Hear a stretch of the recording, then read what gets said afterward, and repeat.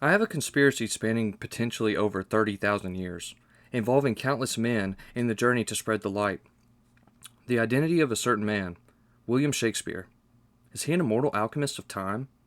Before we get into that, I'd like to start off with a quote. If you are a true student, you will be able to work out and apply these principles. If not, then you must develop yourself into one, for otherwise the Hermetic teachings will be as words, words, words to you. The lips of wisdom are closed except to the ears of understanding. This is a quote from the Kybalion, a book by three initiates from 1904. It breaks down all the principles of Hermeticism, a study guide of sorts. The last quote from the Kybalion struck me, as if it were some otherworldly line. I found out about Hermeticism through studying the Emerald Tablets, then following the rabbit hole as far as it has led me. I started watching this series on Gaia called Shakespeare Decoded by Alan W. Green. I highly recommend it.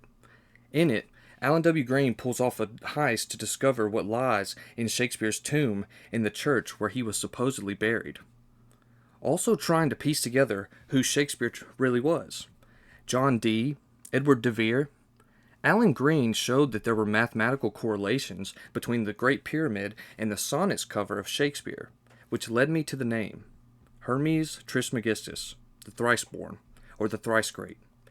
Believed to be Hermes to the Greeks, Thoth to the Egyptians, and Mercury to the Romans.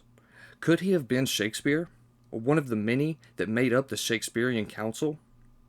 While I was watching the Shakespeare series, something stood out, a quote from Hamlet. He says to Hamlet, "What are you reading, my lord?" And he replies, "Words, words, words." That quote, I stared at it, and it seemed like it stared back at me. In somewhat of a daze, I quickly referenced back to the Kybalion. Words, words, words. There it is again. I had a theory that the Count of Saint Germain was Shakespeare. That's for another video. But I believe it goes further back than that. If we can all, for argument's sake, agree that the Emerald Tablets are true, and Thoth the Atlantean, when asked by the Dweller what he will do for the rest of his days now that he has mastered death, he says he wants to stay among men and guide them. What if he has been reincarnating as our fellow man to guide us like the Emerald Tablets suggest? And let's say that Hermes was Thoth for argument's sake, which most people believe.